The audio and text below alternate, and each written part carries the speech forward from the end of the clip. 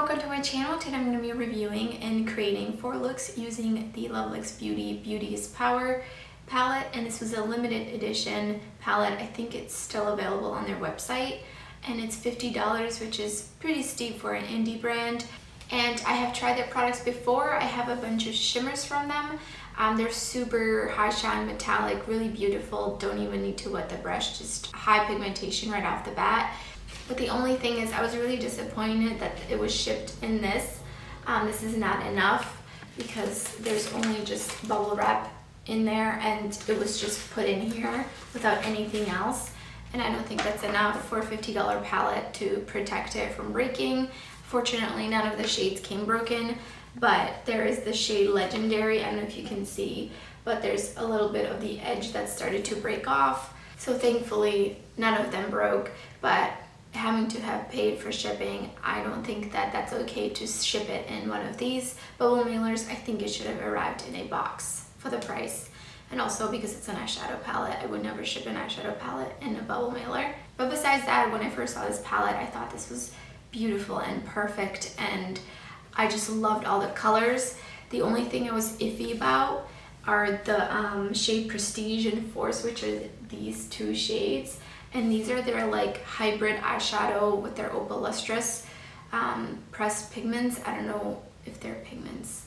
Well, they're like super flaky, and I have some of those where it's just the flakes, and it is a good idea, but like not great execution.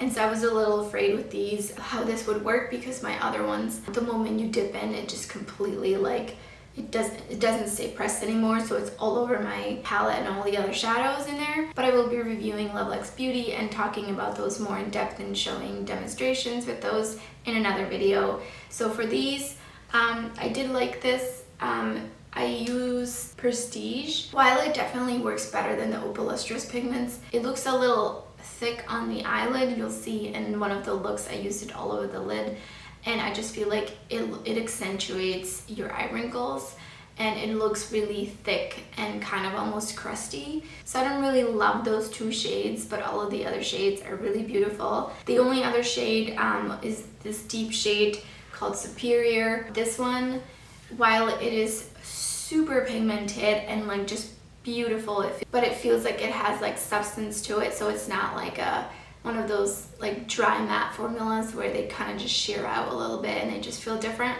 So this is really nice, but there is so much fallout, and also the blendability isn't that the greatest. It can go patchy really quickly, and I did have some trouble blending it out just a little bit. It just took a little bit more work and packing it on and blending it and packing it on. But other than that, all these other mattes are beautiful, super pigmented. The metallic shades are just amazing. I didn't have to like wet my brush or anything. So in the 4 looks, I've used pretty much all the shades except Force, I think, if I recall. So overall, I do like this palette a lot. I love the shades and the metallics. It's a lot of fun to play with. So if you would like to see the looks I created, just keep watching.